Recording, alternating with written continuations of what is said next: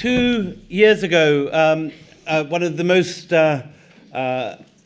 articulate and intelligent publishers in London, Stuart Profit, sent me a fat packet in the post, and with it, he always writes these beautiful little postcards in fountain pen with a particular colour of blue ink that you know exactly what's going to be coming.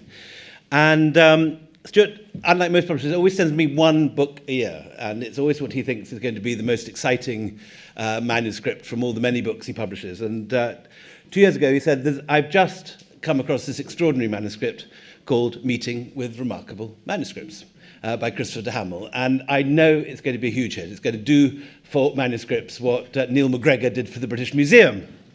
And in due course, of course, this prophecy was fulfilled. It went on, Meetings with Remarkable Manuscripts went on to win the two grandest history prizes in London, the Wilson Prize and the Duff Cooper. And I was sadly absent from Jaipur this year because my father died. And I got this whole succession of emails saying, you've got to get Christopher Hamel back again. He's much the best thing that's ever come to Jaipur. So I haven't heard this lecture. So it's as exciting for me as it is for you. So please welcome Christopher de Hamel, Meetings with Remarkable Manuscripts.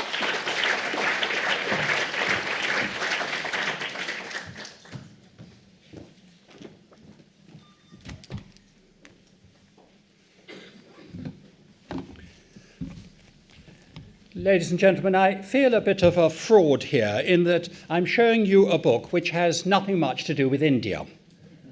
Its eye-catching front cover shows a stylized tree with coloured leaves. At first glance, it might be mistaken for Indian marble inlay from Rajasthan, as here, depicting the Tree of Life. It is, in fact, an illumination in a Latin manuscript of the biblical commentaries of Beatus of Liébana, made in Spain in the 10th century, and now in New York. The image shows the vision of King Nebuchadnezzar, who, according to the book of Daniel in the Old Testament, had a dream of a tree full of birds. It was interpreted for him by the prophet Daniel as a portent of imminent disaster. For, according to his explanation, the tree is about to be cut down, and the king will be cast out, and will live naked among the cattle, and will eat grass. As a symbol for the publication of any book, this sounds bad news for the author. The manuscript itself includes a double-page map of the entire world, at least as they knew it in 10th century Europe. You probably can't see it, but at the top right, where I've marked with a little arrow, is the word India.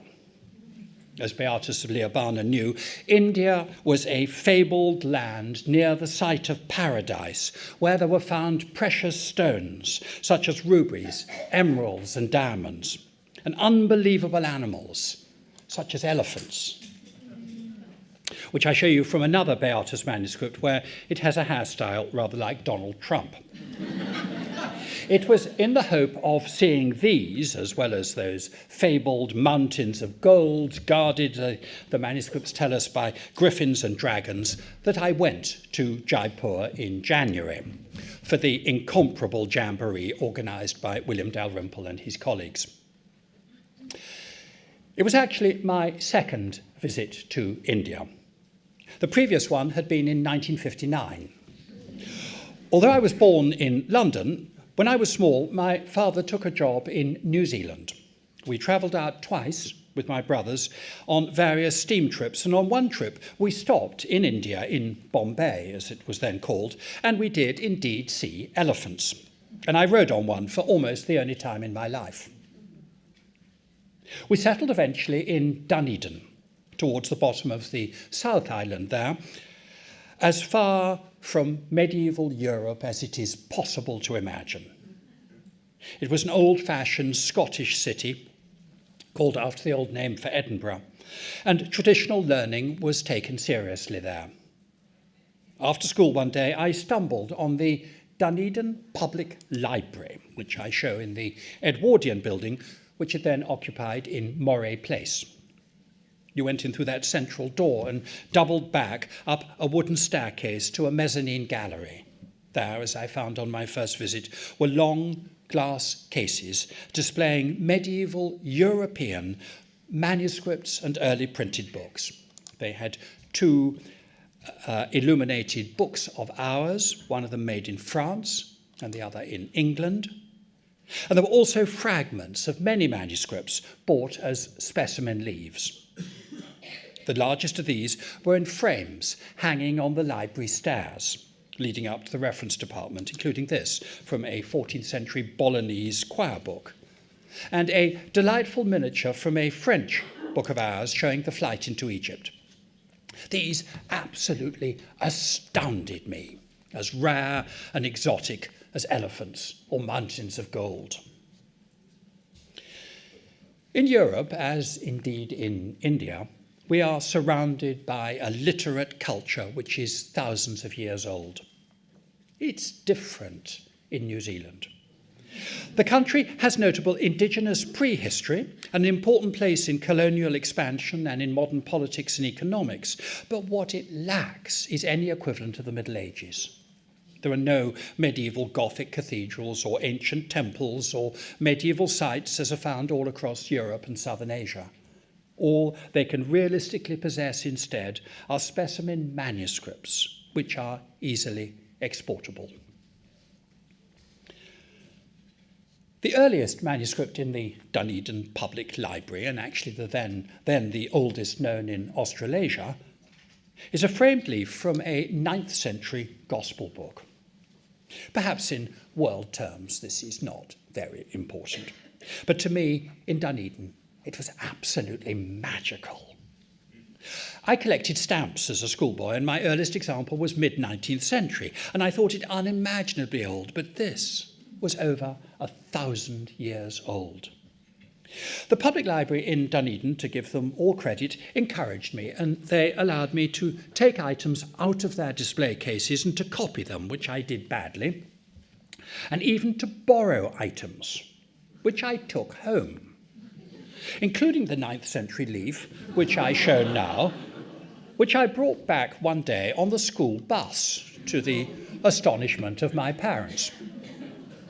One day in 1964, a newly bought printed Bible of 1472 arrived while I was there, and they photographed me looking at it for a leaflet about their collection. That's me, on the left, aged 13, reaching out my finger to touch the corner of the page, trembling with excitement. I still find that tactile encounter with any historical book irresistible. By the early 1970s, I was back here in England, working on a thesis on 12th century illuminated manuscripts in the Bodleian. And by then, I'd become obsessed. Manuscripts seemed to me a mixture of history and art, and an extraordinary sense of personal interaction, for you can only really study a medieval book by actually touching it and turning its pages. From university, then I joined Sotheby's in London, not far from here, assembling specialised auction sales twice a year. This is from the first manuscript I ever described for them, an illuminated bestiary or encyclopedia of animals due for sale in November 1975. The creature on the right, as you will immediately recognise, is an Indian elephant. The texts tell us that elephants once lived in Africa as well as in India, but they are now, and this is in the 14th century, found only in India. They lived for 300 years. The Indians, it says, build castles on their backs and fight the Persians from them. This manuscript was made in Erfurt in Germany, and the artist knew very little about elephants or Indians. Before the auction, we took this and other German books to an exhibition at Sotheby's in Munich, hoping to find new customers. Here's the leaflet announcing the event. While I was there, a man came in with his daughter to show us a manuscript which he owned himself. It was passed across to me to unwrap from the blanket in which it was kept. It proved to be the astonishing volume known today as the Spinola Book of Hours, which is the subject of chapter 12 in the book which I'm advertised as speaking about this afternoon. It was of a class and a quality 1,000 times higher than any of the books of ours I'd known in Dunedin. The manuscript I saw in Munich was illuminated probably in Ghent around 1515. It has 84 paintings by several artists, including this. This is the Annunciation, a picture of the Virgin's house, into which we can see by kind of X-ray vision. The details of this book are endlessly fascinating. Notice the junior angels in the foreground stealing flowers from her garden, which the Virgin then tactfully puts in a vase on the mantelpiece. In another miniature, you can see a parrot and a monkey on a windowsill and an owner's collection of medieval silver, which might impress even an Indian Maharaja. I love the details of the shepherd dancing with his dog, which tolerates the indignity with gritted teeth. The Manuscripts Calendar includes the activities suitable for each month. This is what you should be doing right now, in the middle of June, which is shearing your sheep, as I expect most of you were doing this morning. Unless, of course, you'd prefer to be the man on the extreme right-hand side, sitting on a bench outside the pub with a pint of beer. And here is his modern equivalent.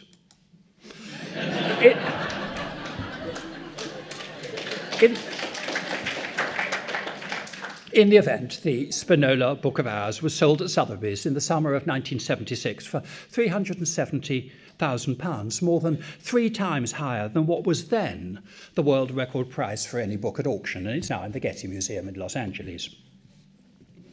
The greatest book at Sotheby's in my time was probably this. This came in for sale in 1983.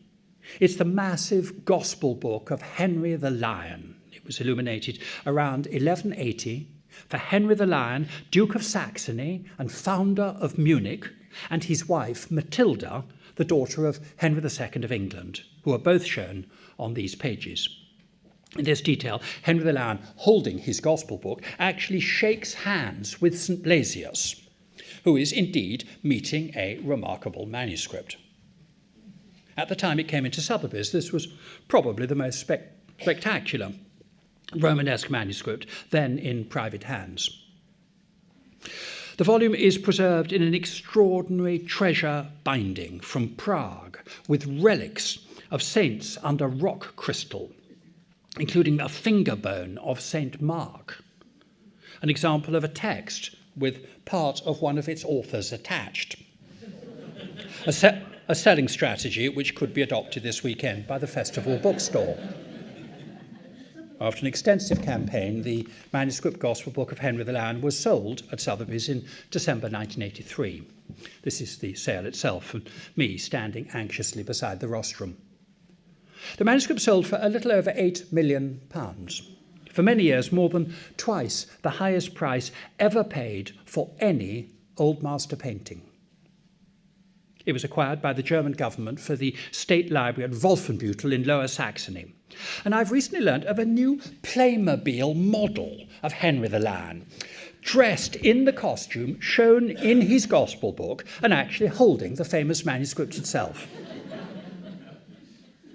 Money is not the only measure of the value of an illuminated manuscript, but it is one gauge of the applausometer, a word invented by Roy Strong, who was with us in Jaipur, a quantifiable scale of the public response to wanting to experience and encounter a work of art itself.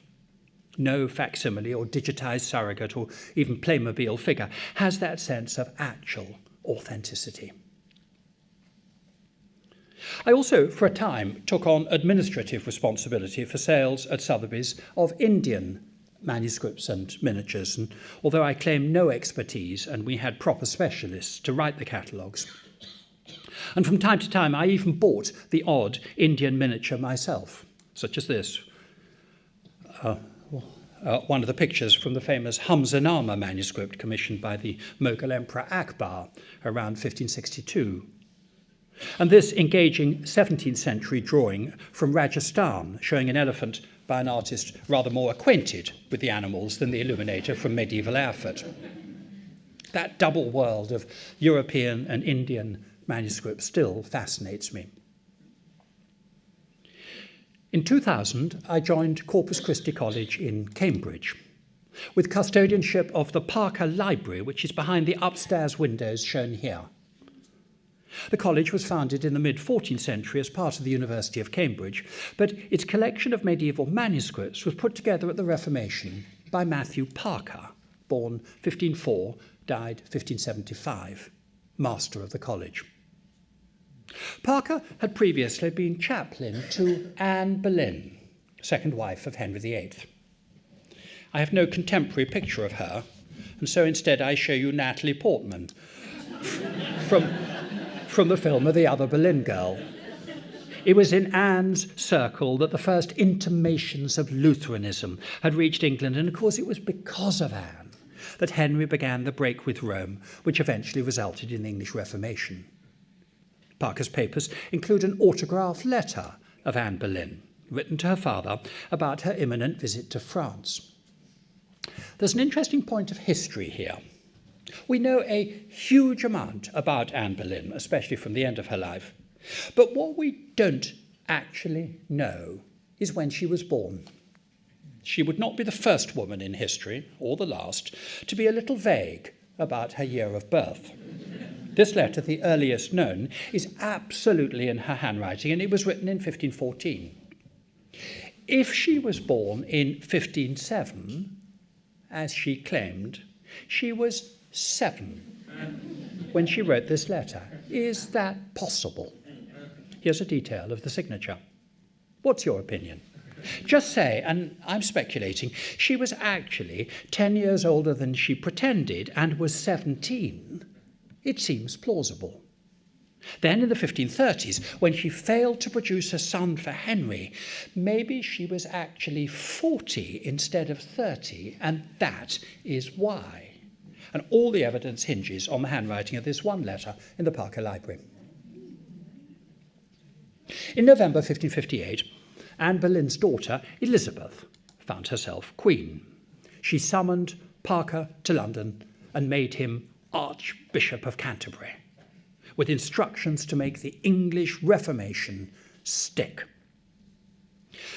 We may look back on the Elizabethan period as a golden age of a long and stable reign, but they didn't know that. All Europe was in religious turmoil, quite as ruthless and cruel as in the Middle East today. And the new queen wanted to make absolutely sure that no matter what happened to her, England could never, ever, ever become Catholic again.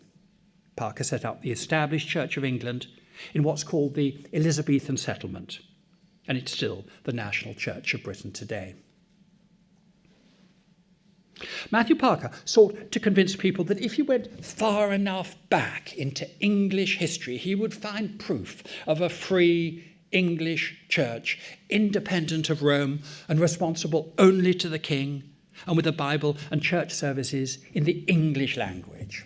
He believed that St. Gregory, in sending the first Christian missionaries to Canterbury in 597, had intended to establish an independent English church unfettered by Rome. Now, Parker was a collector by instinct.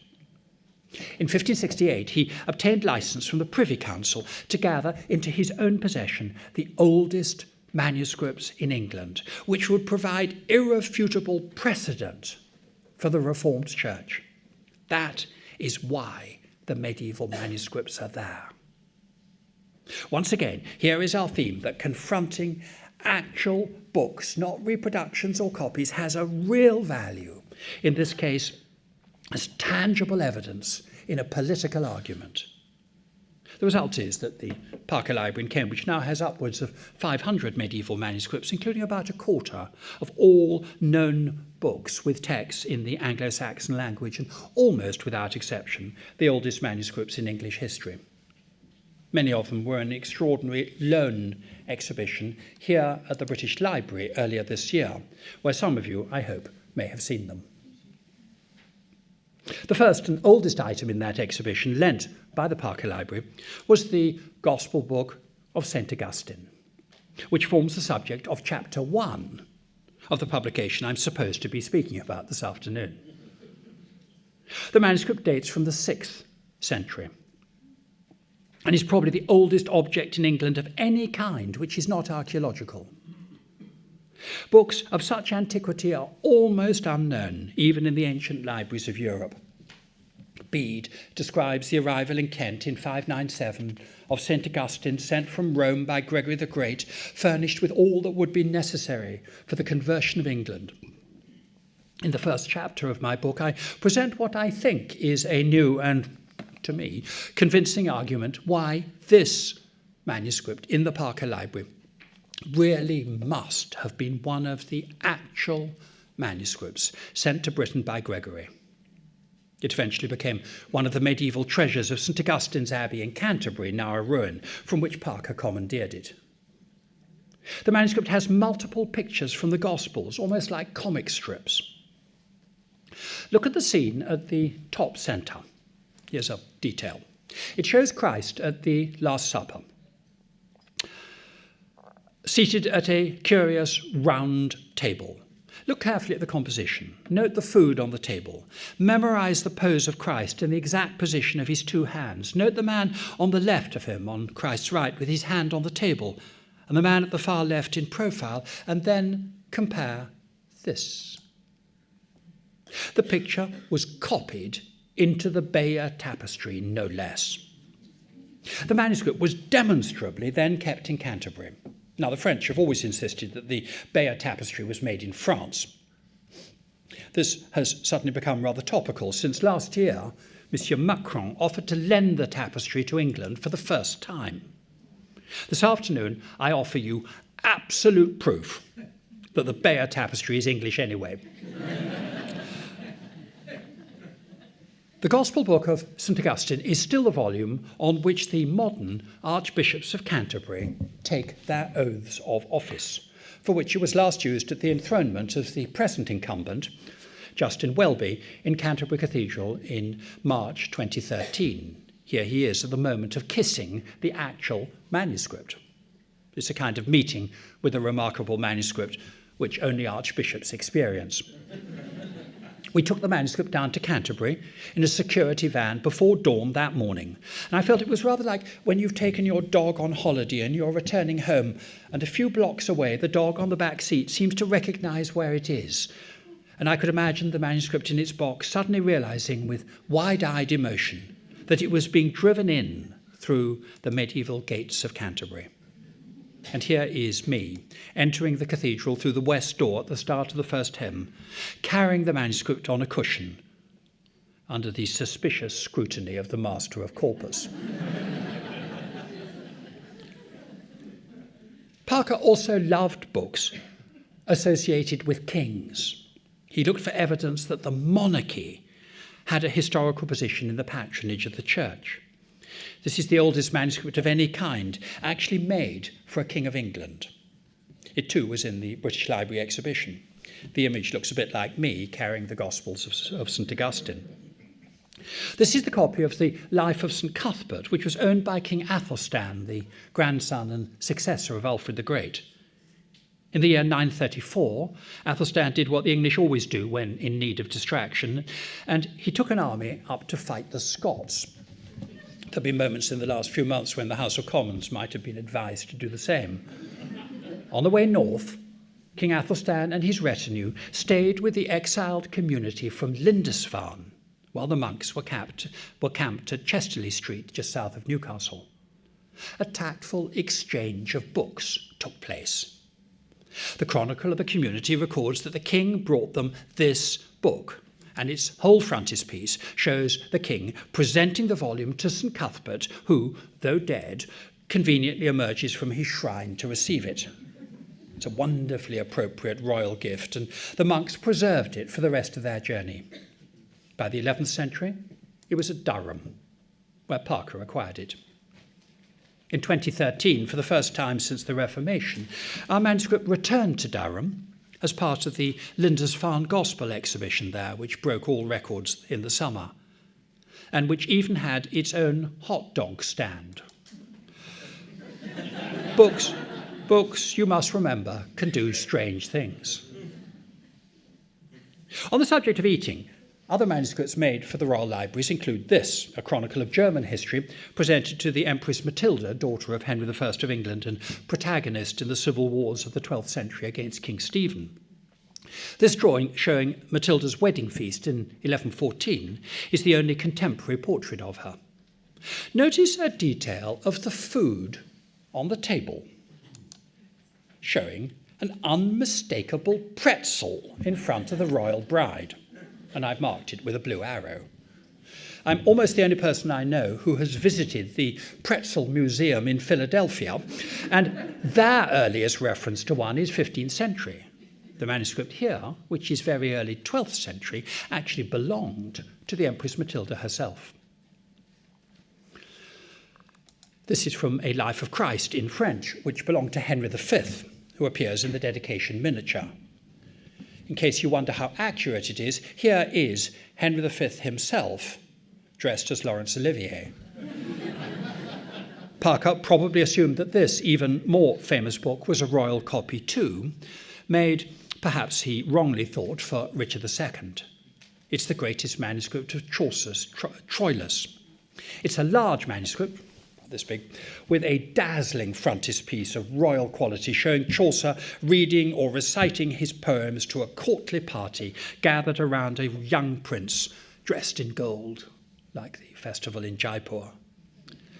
Richard II was the first king of England to speak English as a first language, and here was Parker's evidence that even the kings were reading books in English in the time of Wycliffe.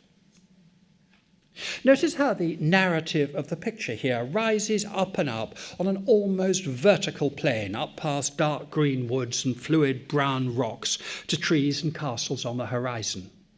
Interestingly, you find almost exactly this stylistic feature in later Mughal painting in India, such as this of the 16th century, now in the Fitzwilliam Museum, showing the young Akbar on a hunting expedition.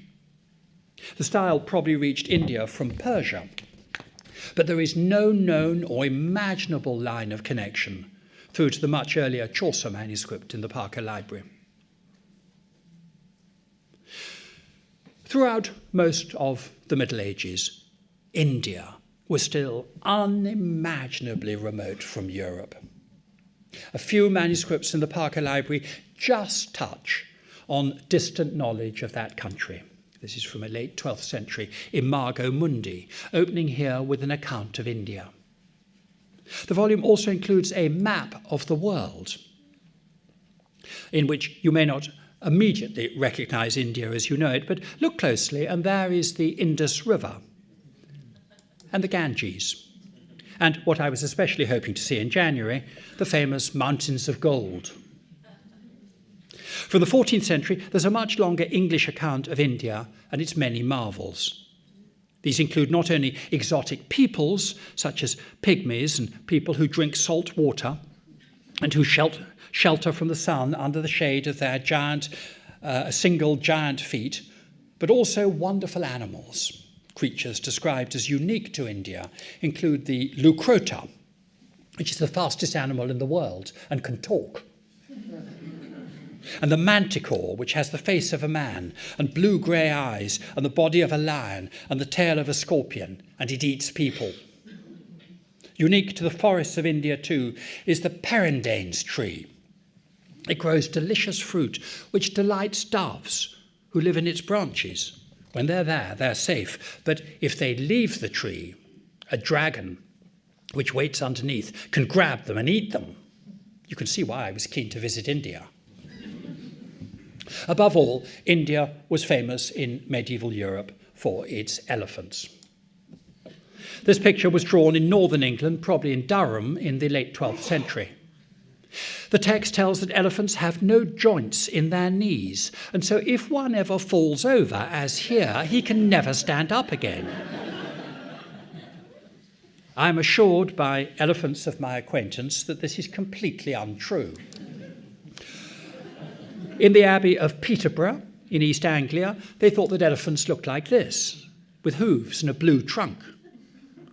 The next elephant was seen in Cremona, in Italy, in 1241. I thought that this would make a wonderful symbol for next year's Jaipur festival. For there's a party taking place on the elephant's back, and there is William Dalrymple at the front, ringing a bell, and Sanjoy Roy at the back, pricking the animal's bottom to make it go faster. Finally, in 1255, an elephant was actually brought to England. This picture was made in the Tower of London by Matthew Paris, monk of St Albans, and it's the earliest elephant in European art drawn from life. All these manuscripts and many others are displayed in the upstairs room of the Parker Library. I hope that all of you may take every chance to see the exhibitions. I used to be a little cautious about inviting too many people for fear that they'd all arrive at once. But now that I'm retired, I don't care how difficult or demanding you are. I must have issued some general kind of invitation once to Caroline Dornay, literary agent, who one day turned up unexpectedly in Corpus Christi with 20 minutes to spare and said, "Show me a manuscript, any manuscript." In a rare moment of generosity, I got out the first volume of the great Bible of Bury St Edmunds Abbey. This was made about 1140, illuminated by Master Hugo, the earliest English itinerant artist whose name is known. We turned pages back and forth. Caroline had never actually sat before an original medieval illuminated manuscript before. She asked questions, and I tried to reply, and I think we both enjoyed ourselves. In the end, when we put it back into its case, she remarked what a fascinating experience this had all been, and we began to plot whether or not it would be possible to write a book which attempted to convey to a wider public that vivid experience of meeting an outstanding illuminated manuscript. The result is the publication which I'm meant to be discussing, now out in paperback. It takes as a premise that the originals of the greatest illuminated manuscripts in the world, and I really do mean the top end, are now more or less inaccessible to nearly everyone. Just try to get them to remove the Book of Kells from its exhibition in Dublin so that you can turn the pages, or the Codex Amiatinus from its armoured display in the Biblioteca Laurentiana in Florence. It won't happen. They'll no more let you handle such manuscripts than they'd let someone like me see the original cave paintings of Lascaux in France, simply because they're too famous, too important, and they are far too fragile and vulnerable. I often think that handling a great manuscript is rather like meeting a very famous person. It's probably easier to meet the Pope or the President of the United States, or both at once, like the astonished priest on the right, than it is to touch, say, the Codex Amiatinus or the Gospels of St Augustine. The idea of the book, then, was, come with me, O reader, and we are going together to see the Book of Kells itself, and the Carmina Burana in Munich, and the Hengwart Chaucer and others, and we're going to sit side by side and we'll turn the pages together, as I did with Caroline Dornay and the Bible of Bury St Edmunds. As I myself originally envisaged it, the book would have been called Interviews with Manuscripts. The idea was that a proper interview is a more intimate experience than a mere meeting, which sometimes means little more than shaking hands. A well-written, published interview with a celebrity will often recount the whole background of how the encounter was set up and where it took place and who came to the door and what they were wearing and how tall they are and what they gave you for lunch and where you sit and what it's actually like when you find yourself in conversation with a supremely famous person. It's very similar with manuscripts. Sometimes they're smaller than you expect, or bigger than you ever imagined. Some illuminated manuscripts, like people, are curiously disappointing after all the build-up, and others, like the Copenhagen Psalter, simply blow you away. You will have done your homework, but a really good interview will extract information which the celebrities were not expecting to divulge and perhaps hardly knew themselves. And there is a voyeurism for the reader in witnessing this encounter in action. In writing the book, I chose a dozen manuscripts over as wide a range as possible from the 6th century to the 16th, and then I went to see them all over again. This, which is from the Spinola hours, shows me working in the Getty Museum with the publisher's editor in desperation behind my chair. The text recounts how the visits took place, where I went, who I met, what I saw. And the idea is that the narrative, like watching a televised interview, admits the reader into the process of examining a manuscript. As with interviews too, there are unexpected discoveries, elicited by nothing cleverer than actually meeting the original. The reader can eavesdrop on this happening. It's intended to be as if we were sitting side by side together. It's an odd gap in the history of scholarship that the habitat of individual manuscripts has hardly ever been documented. A simple reproduction gives no flavour of where a particular manuscript lives or where historians go to see it. I love visiting libraries.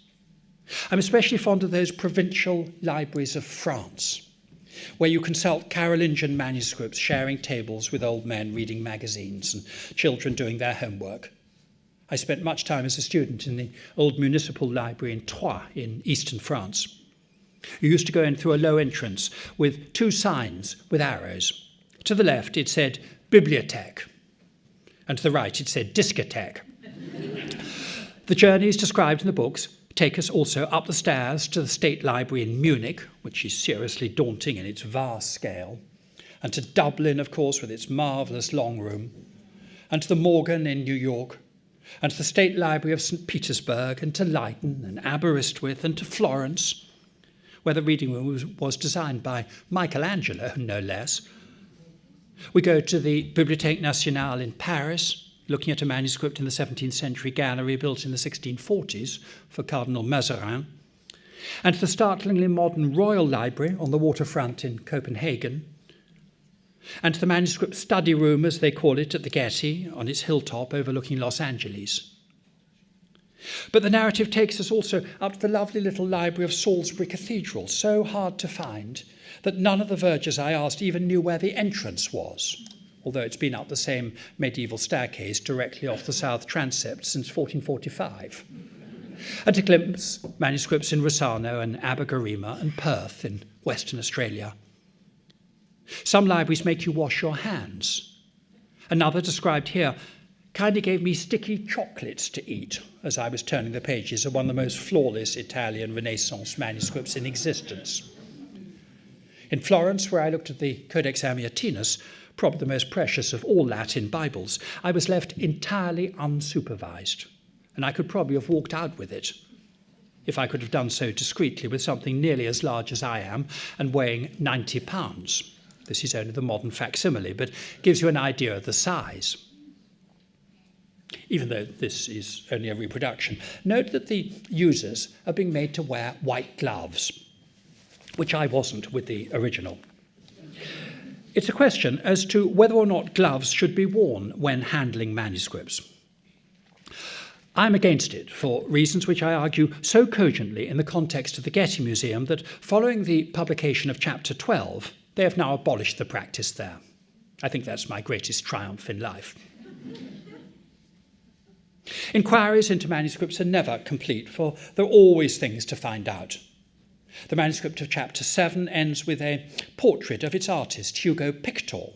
I thought this was unpublished until 1950, but only recently I stumbled on a description of it in 1854. And to take it the other way, it is, since my own book came out, now available on a beach towel. You may not enjoy the book, but buy the towel. One of the aspects of manuscripts which I especially enjoy is that, like people, they've all had lives. Unlike many archaeological objects which leap from the ancient world into a modern museum with no intermediary history, a manuscript has always been above ground, and it has belonged to someone or some library at every moment since it was made. Everyone has followed a journey through history, and disentangling these travellers' tales is undoubtedly part of the fun. Let's look inside a couple of books. Have you ever wanted a good way to attack an enemy's ship at sea? This time you can't fight from the top of an elephant. Instead, you fill glass bottles with poisonous snakes. There are plenty of those in India. You then throw these bottles onto the opposing ship, as you can see at the top here. The bottles then smash open on the deck, and the snakes escape and bite the enemy, and you win the battle. In the meantime, a swimmer in the foreground, you can see him preparing to dive, swims down under the wooden ship with a drill, and he makes a hole in the hull, and the boat sinks. Apparently, it cannot fail. This is one of many illustrations in a wonderful manuscript called the Semi-Deus, or Half-God. It was written by the humanist and lawyer Catone Sacco of Pavia, who presented it probably in 1538 to Filippo Maria Visconti, Duke of Milan. The book is full of useful advice on practical warfare, such as attacking a city in the desert. I've marked with a blue arrow a cannon, which they've dragged all the way in the hot sun. It reminds me of the Ethiopian emperor Tewodros, who did the same in the 19th century. The manuscript of the Semi-Deus has other helpful images. This is how to board an enemy's ship, and this how to build a temporary bridge to get an army across a river. All the way through are successful Visconti knights and miserable defeated enemies. The manuscript was described in the Visconti and Sforza libraries in Pavia in 1459 and in 1488, when it was in a box of gilded leather. However, in 1499, the French king, Louis XII, considered that he himself had a greater claim to Lombardy than the Sforzas, since he was himself descended from Valentina Visconti. He laid siege to Pavia, and he defeated and sacked it. Our manuscript was stolen and taken back to France as war loot. It was eventually given to the Royal Abbey of Saint-Germain-des-Prés in Paris, which was raided by the mob during the French Revolution. Once again, a manuscript on warfare became itself a victim of violence. It and other manuscripts, including some looted from the Bastille, were acquired under distinctly unclear circumstances by Peter Dubrovsky, who was obliged to leave France in 1792, taking his new collection with him. In 1805, he sold it to the new Imperial Public Library in St. Petersburg, where 200 years later, I went to see it. There's undoubtedly a certain agreeable irony in the fact that a manuscript on preparing for battle was itself a victim of warfare twice, and that it is now in, of all countries of the world, Russia. Look carefully at this image of Filippo Maria Visconti receiving a manuscript. Consider his face and his haircut. Don't you think he looks rather like Mr. Putin? In many ways, disentangling the secrets of a manuscript is not so different from detective fiction. We're looking for tiny clues, inscriptions, erasures, offsets, pinprickings, changes of scribe, unexpected mistakes, and so on, which may all suddenly reveal the answer to the mysteries of a manuscript. If any of you are in any doubt as to a career, manuscripts are truly the most delightful and fascinating of artefacts, and some of the finest in the world are right here in the British Library. I think that the provenance I most enjoyed writing about was chapter 9, about the 14th century Book of Hours of Jeanne de Navarre, daughter of Louis X of France and great-great-granddaughter of St. Louis. The manuscript includes prayers invoking their family saint and has famous pictures, including this one showing St. Louis as a child, being taught to read the Psalms by his mother.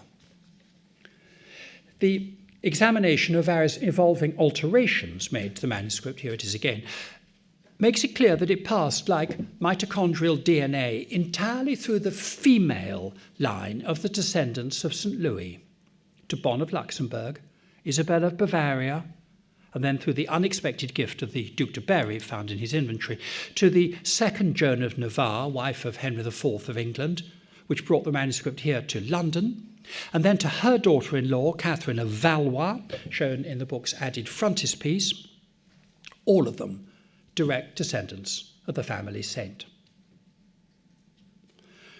After the extinction of that female line in 1437, the manuscript was given to a nunnery in Paris, which had been founded by St. Louis' widow approximately here. It was then borrowed from the nuns in 1621 by the antiquary Nicolas de Perez, who almost certainly never returned it.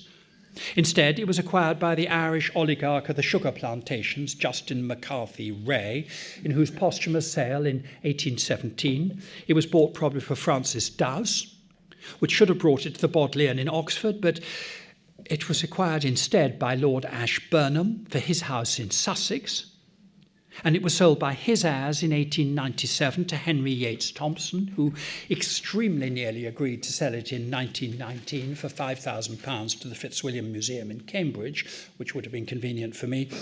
But when negotiations faltered at the very last moment, it was sold at Sotheby's, where it made £11,800, for many years a world record price for any book.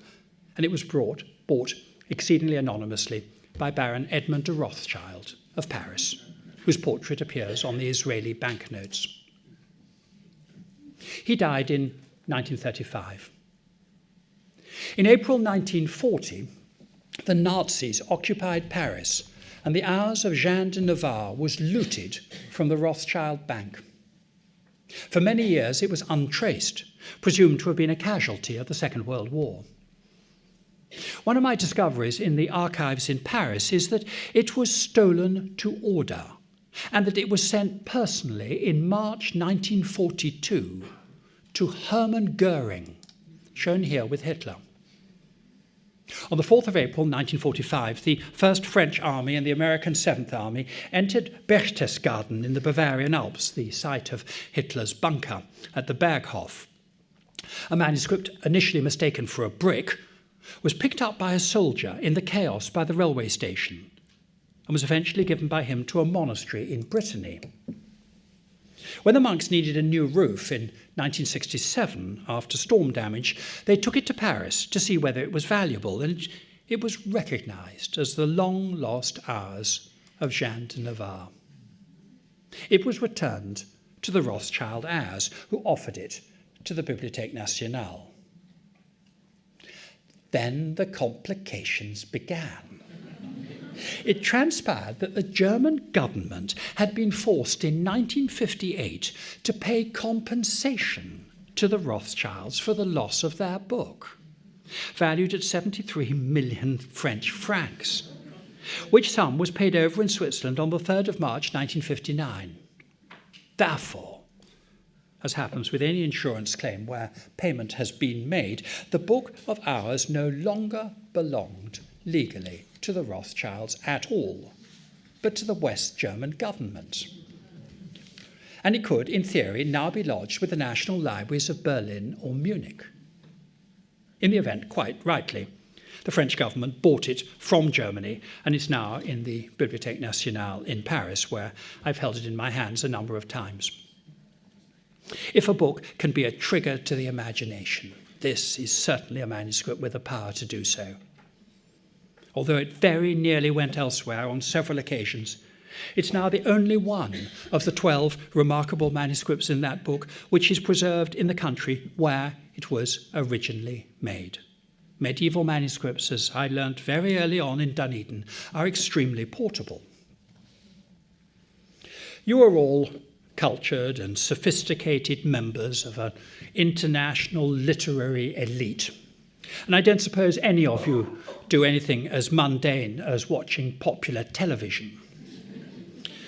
But there is apparently a weekly thriller in America about political espionage called Homeland.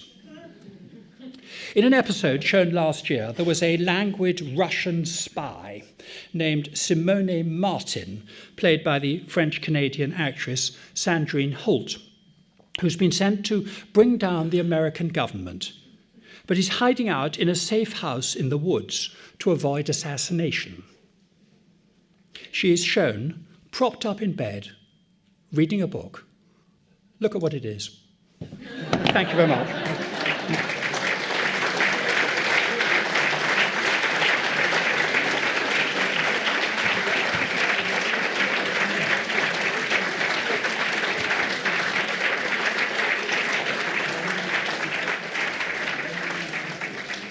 if we're to get back on target, we began a little bit late. We have about 5 minutes in which I can attempt to take any questions from the audience. There was one there. Thank you for the great presentation. It was very entertaining and informative. I was wondering why you discouraged the use of gloves. Could you explain that, please? The question is, why do I encourage or not encourage the use of gloves to look at manuscripts? This is one of those things people will argue about round and round. If ever there's a little clip on television and somebody's handling a manuscript, 1,000 people will write in and say, why isn't he or she using gloves? And another 1,000 will write in and say gloves are a mistake. Clean hands are very important. You have much more control with your fingers. Manuscripts are made of the same material as our fingers, in other words, skin. Turn it carefully. On the edges of the pages, you have much, much more control. If you've got gloves on, you get all kind of stuck. The pages rumple up.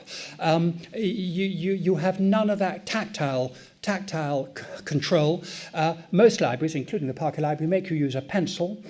When you're writing with a pencil and you're holding gloves, the lead tends to come off on the end of on the linen of the glove. So as you turn the page, it makes a black mark. I mean, you can rub it out, but it does make a mark. You have much, much more control with your fingers. British Library, right here, doesn't make you wear gloves, nor does the Bodleian, nor does the Vatican, nor does the Bibliothèque Nationale in Paris.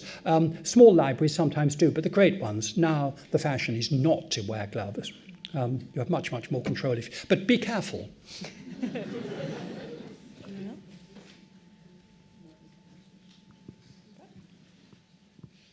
Oh, there's one over there.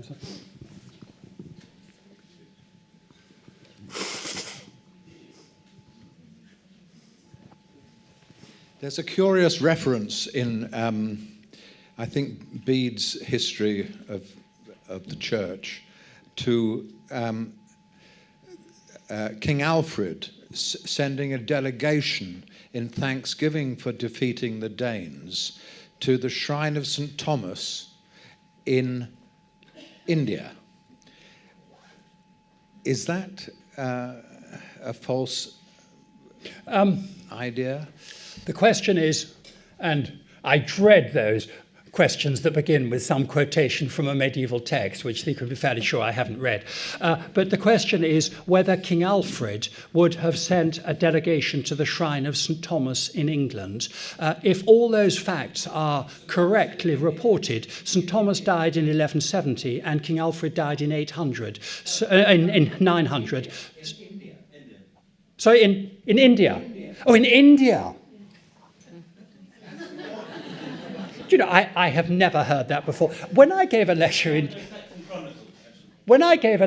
a similar lecture in Jaipur, I had a couple of questions. Second one was, did you know that Jesus lived in India? St. Thomas, of course, is reputed to have gone to India, and possibly did. Christianity, of course, goes both ways. May have got as far as India.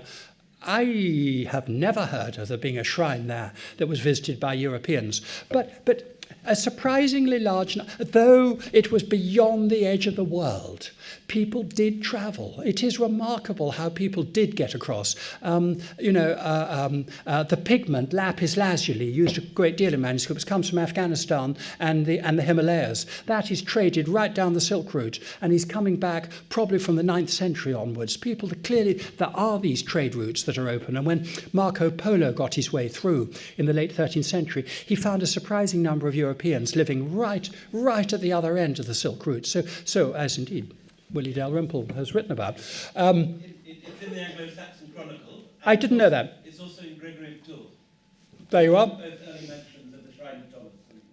My advisor here tells me that not only is it in the Anglo-Saxon Chronicle, but it's in Gregory of Tours. That's your answer.